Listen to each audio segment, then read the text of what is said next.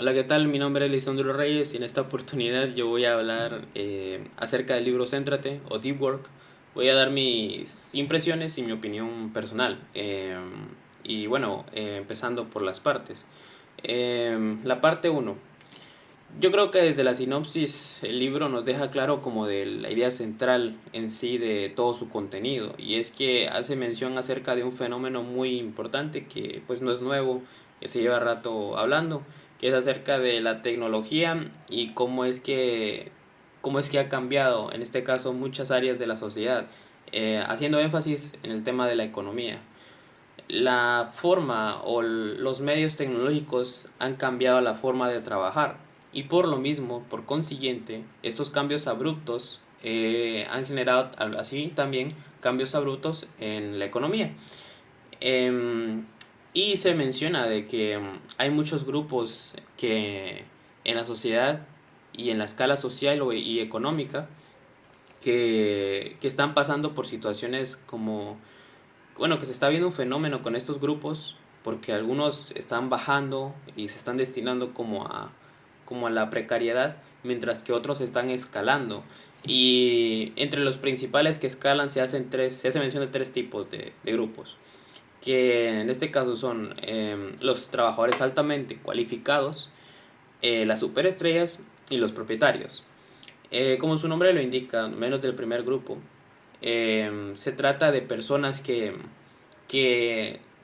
poniendo el ejemplo, ¿verdad? De que hoy en día existen muchos sistemas complicados tecnológicos, pero que son de gran importancia para el manejo y el control de la sociedad. Y entonces los trabajadores altamente cualificados son personas que dominan estos sistemas, que trabajan con estos sistemas y que por ello entonces son altamente demandadas, tienen mucho trabajo.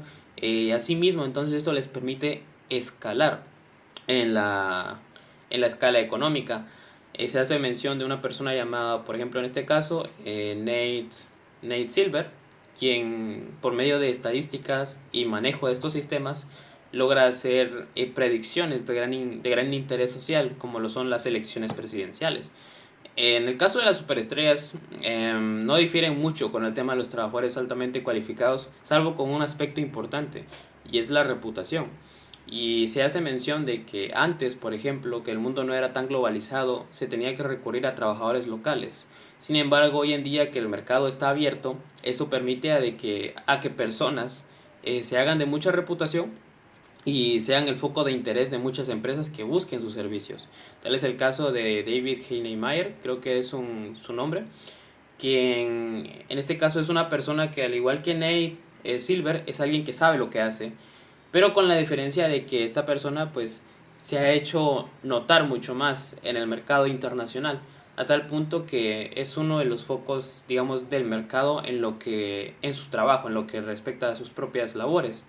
Este tipo de personas también escalan, en este caso en la economía, debido a estas facilidades de obtención de trabajo, y evidentemente a obtener mejores utilidades. Y el tercer tipo de personas que se mencionan son los propietarios, que en este caso no son nada más y nada menos que las personas que ponen el dinero. Como diría un dicho por ahí, de que el dinero llama más dinero, entonces este es el vivo ejemplo, de que son personas con una capacidad adquisitiva tan alta que eso les permite seguir manteniéndose bien posicionados en la escala social, siempre y cuando se mantengan en este caso pues invirtiendo, supongo, acciones financieras, trabajando continuamente con los anteriormente mencionados. Y bueno, el libro hacía mención de que eh,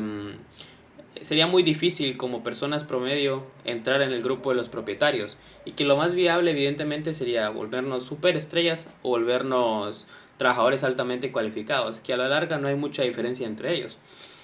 Y para ello pues se hace mención de muchos ejemplos, en este caso de la vida real, varias analogías e investigaciones, que creo que las más fundamentales en esta parte fueron la de Antonin Sergeyevich y, y otro investigador llamado Erickson, de por ahí por los años 90. Si bien estos dos investigadores como que no comparten líneas temporales, no son de la misma época, ambos llegan a una conclusión bastante interesante y bastante puntual, que es la concentración o la capacidad de concentración en relación a lo que podemos producir. Y no solo a producir, sino como lo que podemos lograr si nosotros nos concentramos en una sola tarea, si nosotros evitamos el distraernos y enfocamos toda nuestra atención en la realización de una sola actividad.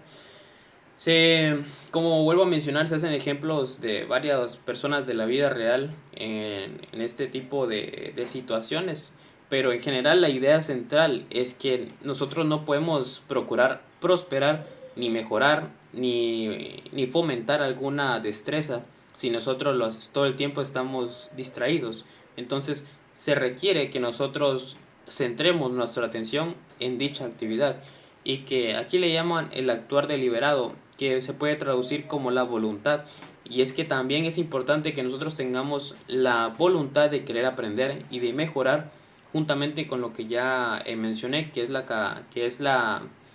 el hecho de que nosotros nos tenemos que concentrar en la realización de dicha actividad si nosotros queremos mejorar en ella, ya que, bueno, en este caso se plantean varios ejemplos de personas. Sin embargo, ya hoy en día, según ya se mencionaba como al final del capítulo, ya le dan a este enfoque un agregado un poco más científico, como es el caso de las ciencias neurológicas, que entonces ya se ha demostrado que al momento de que nosotros realizamos una actividad concentrados, pasa que nuestro cerebro, nuestro sistema cognitivo empieza a generar más mielina. ¿Y qué es la mielina? La que permite la conexión entre neuronas. Y entonces esto va a permitir que nosotros reaccionemos mucho más rápido. Al final, este estudio moderno, que ya viene siendo como la comprobación de lo que estas personas venían diciendo, nos recuerdan y nos dejan en claro entonces de que el centrarse en una sola actividad es crucial y no se trata solo o no se trata precisamente de trabajar más horas que los demás, sino de evitar distraernos. Se habla mucho acerca de también de los residuos de entre actividades y es que tiene mucho sentido porque si nosotros cambiamos de una actividad a otra de forma muy abrupta, entonces no podemos esperar rendir igual como estábamos rindiendo anteriormente, porque nuestro cerebro va a seguir pensando en las actividades anteriores. Entonces, lo fundamental o lo importante, las estrategias que se mencionan, es que nosotros nos centremos en un grupo de actividades reducidas que van de lo mismo, pero siempre que enfocadas en una sola, que nosotros no tenemos que separarnos de esta línea, porque de lo contrario nuestro trabajo no va a ser de calidad, ni tampoco vamos a procurar que nuestro trabajo sea provechoso. O sea, no vamos a poder posicionarnos realmente como trabajadores altamente cualificados, ni tampoco como superestrellas por consiguiente. Hay casos en los que se menciona de que no es necesario que nosotros nos centremos en una sola actividad para tener éxito. Sin embargo, pues esto surge como a raíz de la duda. Entonces, ¿por qué hay personas que no tienen estas conductas y de igual forma son exitosas? Pero esto no es nada más ni nada menos que por algo tan sencillo como la naturaleza de los mismos trabajos. Es decir, que sí, para no todos los casos se aplica la fórmula. Sin embargo, pues eso no quiere decir que la fórmula sea incorrecta. Al contrario, funciona para muchos. Y la cuestión es que para los que no funcionan son casos muy específicos y de naturaleza que va de la mano con el tipo de trabajo, que en este caso por lo general son gerenciales y son personas que tienen que tomar demasiadas decisiones. Y bueno, al menos esto es la parte uno del libro. Y entonces pues ya vamos por la parte 2. En la primera parte pues hemos podido apreciar cómo es que el autor define muchos conceptos que son esenciales para poder entender la idea central que él quiere transmitir. En este caso pues la importancia del trabajo en profundidad y cómo es que se plantea como un sendero hacia el éxito, hacia que nos permite alcanzar nuestras metas, desarrollar habilidades, destrezas,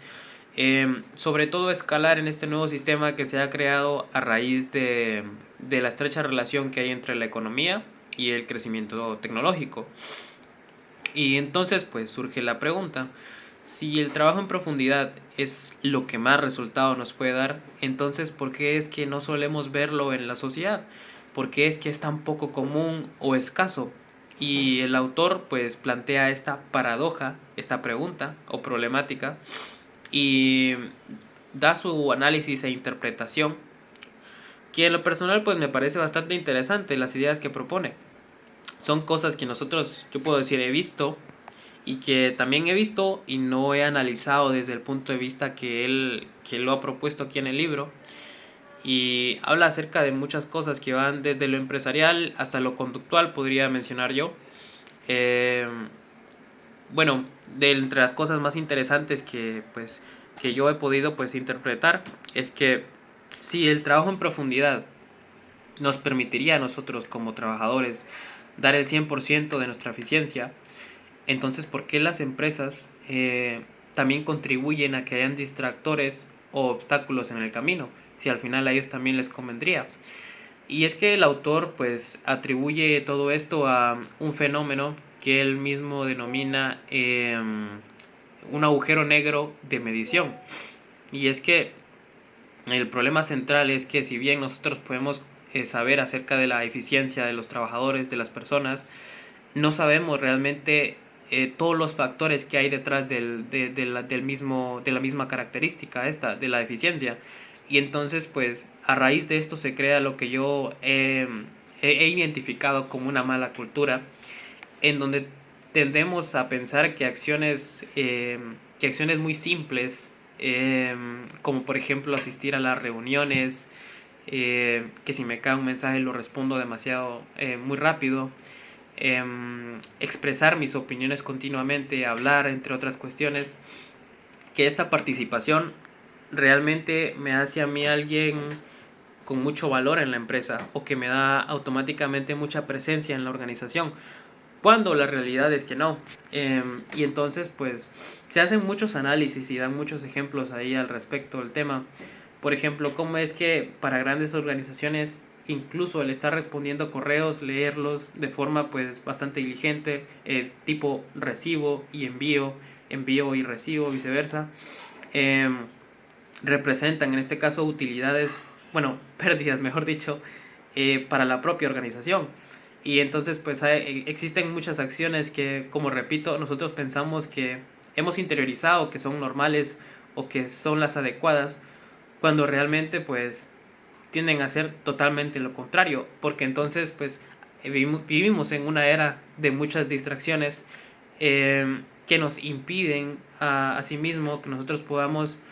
mantenernos en esta línea de trabajo en profundidad, que vendría siendo lo que, como repito, más resultados nos debería de dar, lo que nos ayudaría a maximizar nuestras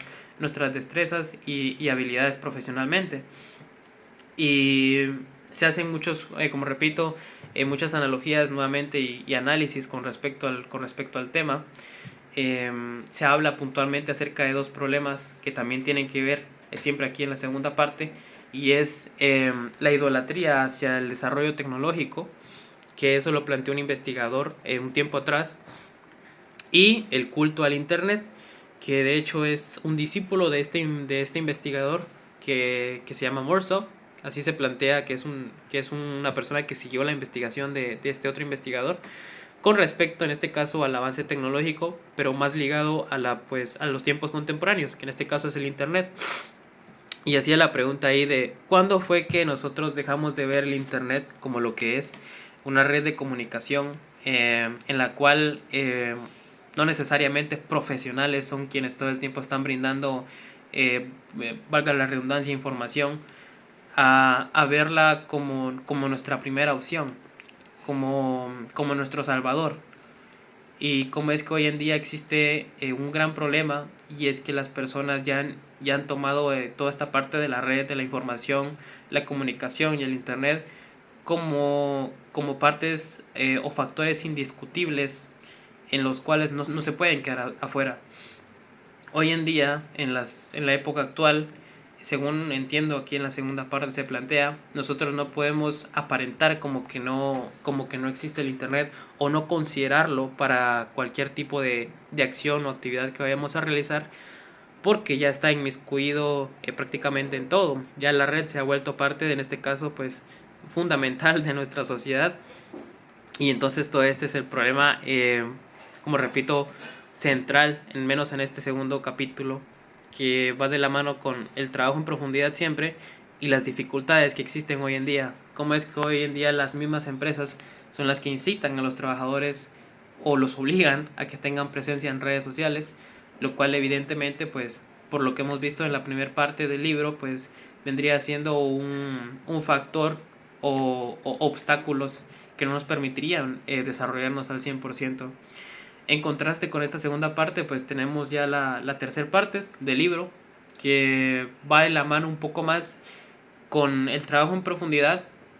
pero más que desde el ámbito profesional, como un estilo de vida a seguir. Plantean tres enfoques, plantean el neurológico, el psicológico y el filosófico, cada uno con diferentes pues investigadoras, en este caso pues eh, personas que dan sus testimonios con respecto a en qué centramos nuestra atención. Eh, Puntualmente también recuerdo que hablaban acerca del caso de un herrero que hace espadas en un granero. eh, y cómo es que este tipo de acciones, en este caso, le dan sentido a su trabajo. Evidentemente él pone en práctica el trabajo en profundidad y, y el trabajo en profundidad asimismo le da un sentido, en este caso a sus propias acciones, haciéndolo a él pleno y feliz. Y se menciona de que en el caso de los trabajos como artesanías, trabajos que son manuales,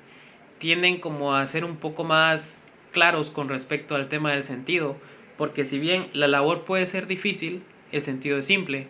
que por el contrario ocurre en el área de la información o la comunicación, donde la tarea puede ser simple o no, pero el sentido como tal es bastante turbio de encontrar, por lo mismo de la cultura que anteriormente se mencionaba en el capítulo anterior, del agujero negro de medición que no permite discernir al final qué está bien o qué está mal ante el punto de vista de funcionalidad. Pero de cualquier forma, pues no importa si es el punto de vista neurológico, el enfoque psicológico o filosófico, al final en las tres se concluye de que deberíamos de buscar el estado de flujo. Y el estado de flujo no es nada más y nada menos que el estar superando nuestras limitaciones para poder nosotros en este caso encontrar una plenitud o una felicidad. ¿Y por medio de qué encontramos el estado de flujo? Por medio del trabajo en profundidad. Si nosotros nos centramos en desarrollar, en este caso, una acción o una actividad que requiere nuestra total atención y enfrentamos estos retos o estos deseos de lograr algo, entonces nosotros vamos a sentir una mayor aceptación a este tipo de trabajos, una mayor felicidad o satisfacción al concluirlos, que en este caso a acciones que no nos llevan, por ejemplo, a nada, o que no tenemos claro realmente qué hacemos. Es por eso de que los distractores entonces también forman parte de los obstáculos que entonces nos permitirían a nosotros mantener una vida, en este caso sana, en el sentido de la felicidad y del cumplimiento de los mismos objetivos. Sin embargo, pues, aunque el trabajo manual tenga esta facilidad como de encontrar sentido en las acciones,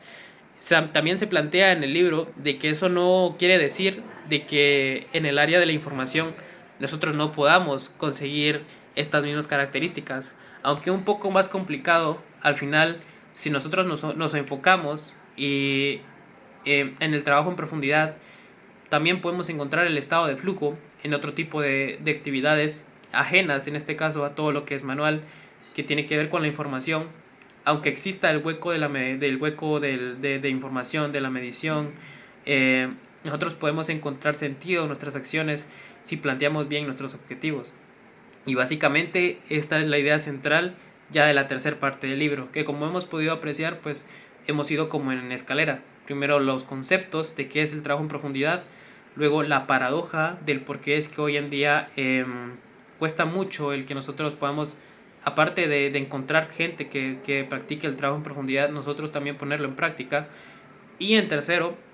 cómo es que al momento de que nosotros podamos conseguir el trabajo en profundidad, podamos llegar al estado de flujo en cualquier tipo de acción que nosotros realicemos y cómo esto pues puede impactar positivamente pues nuestra vida. Y al menos esto ha sido de los 3 capítulos, en como es un, bueno, estas han sido mis impresiones y un poco de resumen de lo que he comprendido de estos 3 capítulos. Muy bien, terminados los capítulos, luego corresponde el apartado de las reglas. En las reglas, pues en este caso, pues ese nos detalla cómo es que nosotros podemos aplicar lo que es el trabajo profundo ya de una forma como si fuese un curso, ya dándonos las pautas que tenemos que seguir si nosotros queremos aplicar toda esta metodología a nuestra vida cotidiana. Y es que una cosa es mencionar que es que tenemos que concentrarnos,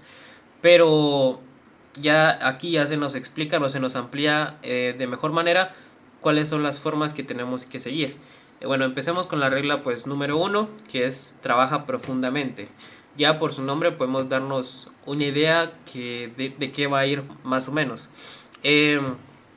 como vuelvo a repetir, eh, y bueno, en esta regla se hace un poco de alusión o mucha alusión a capítulos anteriores,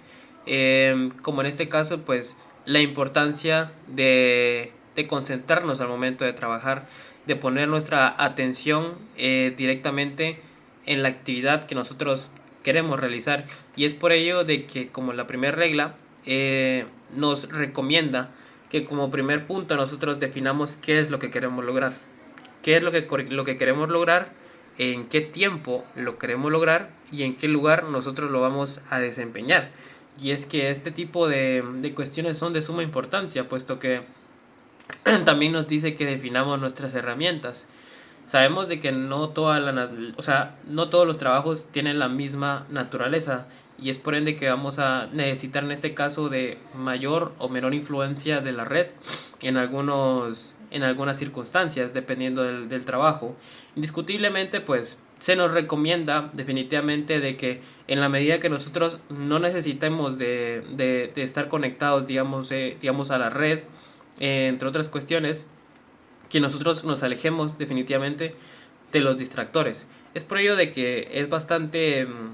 en esta parte de las reglas nosotros regresamos mucho a la parte de los capítulos porque se regresamos a los conceptos que son clave. También aquí se hacen nuevamente se hace mención de algunos investigadores que ya vimos en momentos anteriores, como lo es el caso en este caso de Grant, quien, bueno, él no es un investigador, pero el testimonio de Grant aquí se vuelve a repetir, tomando en cuenta el tipo de forma que él tiene para trabajar. Y es que tiene que haber como un equilibrio en cuanto a la forma que nosotros vamos a adoptar para trabajar profundamente. El tema es que Grant trabajaba de una forma bimodal. ¿Y qué quiere decir esto? Que él trabajaba por largos periodos de tiempo, concentrado en la labor, sin distracciones, y lejos de este tipo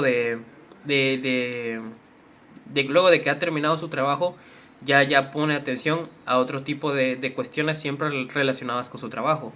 Aparte de la bimodal, también está la periodística, que esa tiene que ver con periodos mucho más cortos de tiempo, pero siempre con el enfoque de seguir trabajando continuamente sin distracciones.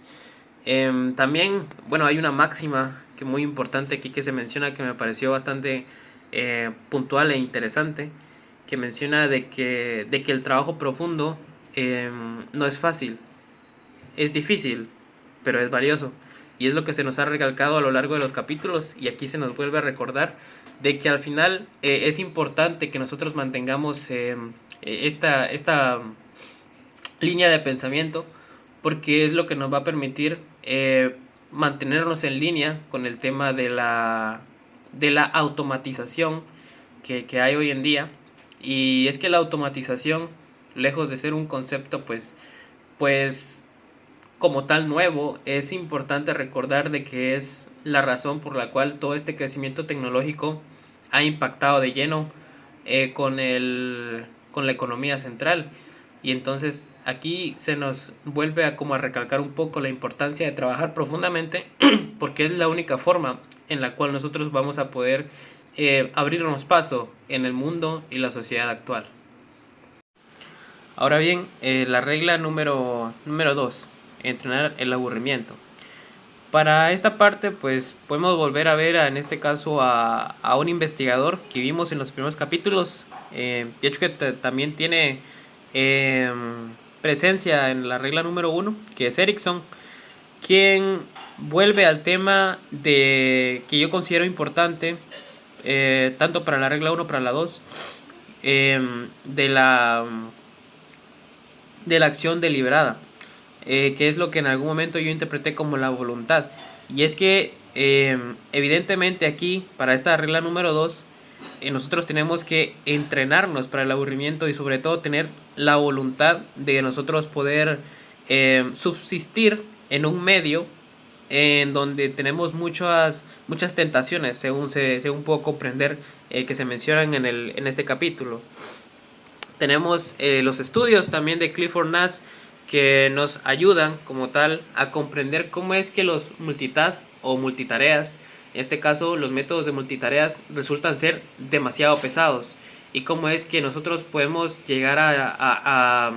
estresarnos y no rendir como nosotros quisiéramos en un enfoque de trabajo de profundidad. Es por ello de que se nos insiste mucho en que nosotros tenemos que entrenar esta capacidad y asimismo también olvidarnos del tema de las distracciones. Se ataca puntualmente al tema siempre de las redes sociales en relación con los teléfonos y las notificaciones. En la medida que nosotros más atención le pongamos a las notificaciones de nuestro teléfono, más puerta abierta es como si nosotros diéramos a que ocurran distracciones y por lo mismo nosotros no pongamos la atención debida a la actividad que estamos realizando. Es por ello de que entonces el enfoque del trabajo en profundidad se ve entorpecido. Y por lo mismo es fundamental que desarrollemos nosotros algunos métodos de trabajo que nos puedan ayudar a nosotros, como dice el capítulo, es la regla, a entrenar nuestro aburrimiento. Tenemos que aprender a convivir con él. También hay algunos métodos que menciona el propio Newport, quien es el autor del libro, que él desde su experiencia personal lo que él hace para entrenar esta capacidad es que él deja bloques de entretenimiento. Entonces pues hemos visto que no se puede, o sea, no hay que ignorar o confundir o tergiversar la información en cuanto a el tema de las distracciones. Hay que alejarnos de las distracciones, de eso no hay duda. Si nosotros queremos enfocarnos en lo que estamos haciendo, si queremos tener un trabajo en profundidad. Sin embargo, también es fundamental entender que nosotros, por la época en la que estamos, un gran obstáculo que hay hoy en día es que se nos incita a que nosotros nos mantengamos distraídos, y entonces por lo mismo es recomendable que también aprendamos a convivir con este tema o esta ansiedad de aburrimiento, dejando por ejemplo algunos espacios en los cuales nosotros podamos distraernos, dicho de esta forma, para en este caso ayudar a calmar toda esa ansiedad que como seres humanos experimentamos. Otra herramienta que también mencionaban ahí es que nosotros podemos prestarle atención a esa distracción y luego después de eso volver a la tarea esencial. Es decir, una vez nosotros caigamos en el error, luego volver de forma inmediata a lo que estamos haciendo. Esa es otra forma de poder nosotros entrenar el aburrimiento. Hay una máxima que creo que engloba todo lo que viene siendo el capítulo de esta regla como tal, que dice que si nosotros no entrenamos nuestro aburrimiento, es como si un fumador tratara de fumar, tratara de dejar de fumar rodeado de cigarrillos. Y yo pienso que es una analogía bastante cierta, tomando en consideraciones pues todas las distracciones de las cuales estamos rodeados en el tema del trabajo. Y siempre regresando a capítulos anteriores, cómo es que se nos insiste en que si nosotros queremos llegar lejos o escalar dentro de todo este sistema, tenemos que definitivamente aprender a convivir con estas redes de la comunicación que hoy en día pues son parte del desarrollo tecnológico. Muy bien, ahora corresponde hablar acerca de la regla número 3 que lleva por nombre deja las redes sociales. Hay una frase que se menciona en este capítulo de regla que dice más o menos lo siguiente, que si algo no es útil, no hay por qué utilizarlo. Y esta es una frase que yo consideraría que engloba bastante bien todo lo que este capítulo de regla tiene para ofrecer, tomando en consideración que se hace mucha mención acerca de las redes sociales y la necesidad, en este caso, que crean en las personas. Lo cual yo creo que es bastante evidente y bastante cierto, que nosotros podemos comprobarlo incluso con nosotros mismos. Y habla acerca de un término que yo desconocía, pero que también, como repito, es bastante interesante, que es el FOMO, o Fear of Missing Out, que es el miedo a perdernos de algo. Entonces, como repito, hay una necesidad en la que nosotros tenemos como que buscamos estar todo el tiempo ubicados en las redes sociales, cuando puede que nuestro trabajo o lo que nosotros estamos haciendo ni siquiera lo requiera. Es por ello de que en la medida que nosotros podamos, o bueno, en definitiva, si nosotros queremos tener un trabajo de profundidad correctamente, llevarlo a cabo, es necesario que nosotros dejemos las redes sociales si no forman parte de nuestro trabajo como tal. Es lo que se hace mención en este capítulo. También hay comentarios acerca de personas pues bastante importantes que contribuyen en este caso a la crítica que hace el autor, porque Cal Newport se menciona bastante en contra acerca de la premisa de que los profesionales tienen que estar en contacto con las redes sociales como si fuese una obligación. Y entonces Cal Newport menciona de que o se percibe de que está en contra de todo esto, y en consideración también con observaciones como las que hacía puntualmente Tristan Harris acerca de que, bueno, Tristan Harris, ex director de Google, hablaba acerca de que al final en la red como tal estaba diseñada de tal modo para buscar captar nuestra atención. Entonces, ¿qué mayor distractor que eso? Entonces, en lo mismo de Cal Newport vuelve a relucir Henning Mayer, que lo pudimos observar en capítulos anteriores, de que él, en este caso, conscientemente no le presta atención a las redes sociales, porque él sabe perfectamente que cuenta como un distractor. Algunos ejercicios que se proponen aquí también, muy parecidos al tema de la regla número 2, que era con el tema del aburrimiento, es que aquí nosotros consideremos realmente si vale la pena o no el mantenernos informados en las redes sociales. Varios ejercicios se proponen en estas circunstancias, como el dejar de hecho las redes sociales durante un plazo de tiempo y ver qué tanto realmente cambia nuestra vida, así como también volver a realizar un reenfoque en lo que nosotros estamos buscando, en nuestro trabajo de profundidad, y si realmente vale la pena, cuánto realmente es que se puede cuantificar ese precio de lo que nosotros estamos ofreciéndole, en este caso en las redes sociales, que podemos ofrecerle a nuestro trabajo. Yo pienso que este capítulo de regla es bastante interesante y bastante amplio con respecto a lo que propone, y definitivamente, como repito, son cosas que nosotros podemos observar y desde nuestra propia experiencia también confirmarlas. Más que todo por el tema del fear of missing out, que sinceramente pues consideraría que es uno de los factores, como bien mencionaba ahí Cal Newport, que influyen de lleno en que nosotros pues nos desconcentremos de la tarea principal que nosotros estamos realizando. Definitivamente los distractores, a este punto ya podemos confirmar que no solo son distractores comunes, sino que lejos de eso están diseñados para que nosotros nos desenfoquemos de lo que estamos realizando. Bueno, y ahora la regla número 4, que se llama elimina lo superficial. Yo bien podría mencionar o podría decir de que esta regla como tal bien puede ser una síntesis de todo lo que hasta el momento en el libro se ha podido analizar y aprender, dado de que vemos que algunas cosas pues más que repetirse tienden a corroborarse bajo otros puntos de vista no tan alejados a los principales. Aquí hay una frase acerca de Peter Drucker que hace alusión a lo siguiente, que dice que los conocimientos y los resultados no son más ni nada menos que producto de la concentración, de cuando nosotros nos concentramos en lo más importante.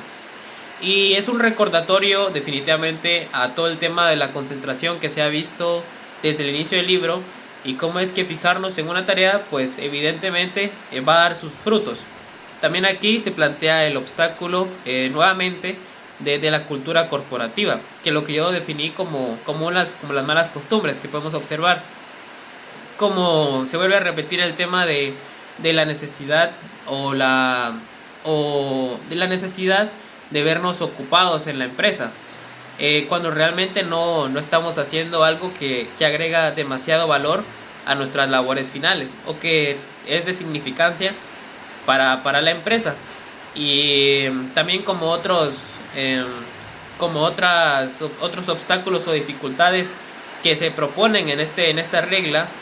son cosas tan sencillas como el hecho de evitar perder demasiado tiempo o atención con cosas que realmente no nos van a agregar, como es el tema de las juntas, el tiempo que perdemos cuando hablamos demasiado, cuando escribimos correos. Básicamente es un llamado a que nosotros no tenemos que estar perdiendo el tiempo con cosas que son ajenas a nuestra labor principal o los objetivos que estamos buscando. Ser puntuales, concisos, con lo que nosotros estamos buscando al momento de realizar cualquier acción, al momento de mandar un correo o al momento de hablar con alguien incluso. Cuando se menciona acerca de eliminar lo superficial, básicamente también hay una frase aquí, de hecho, en la regla número 4, que menciona de que nosotros no tenemos que gastar nuestra atención, porque la misma atención es un recurso pues valioso. Y evidentemente si nosotros no nos concentramos o no estamos en la línea de seguimiento adecuada, al final va a ser en vano todo lo que estemos haciendo, puesto que vamos a estar únicamente dando vueltas en círculos sin lograr ningún objetivo en concreto, no importando que aparentemente nosotros estemos trabajando en ello. Es por ello de que nosotros tenemos que eliminar toda la superficialidad, como bien se viene indicando desde el inicio del libro. Y como repito, pues este capítulo de regla vuelve a ser un poco como una síntesis, tomando en consideración que aquí también se vuelve a tocar acerca de las redes sociales y cómo es que nosotros, si no nos agrega valor, entonces lo más aconsejable es que nosotros lo dejemos de lado, juntamente con todo aquello que lejos de empujarnos hacia adelante, solo son como piedras que traemos en los pies, que nos atrasan. Y bueno, eso ha sido todo acerca de las reglas y como tal, fundamentalmente un resumen, mi punto de vista y mis impresiones acerca del libro. Gracias.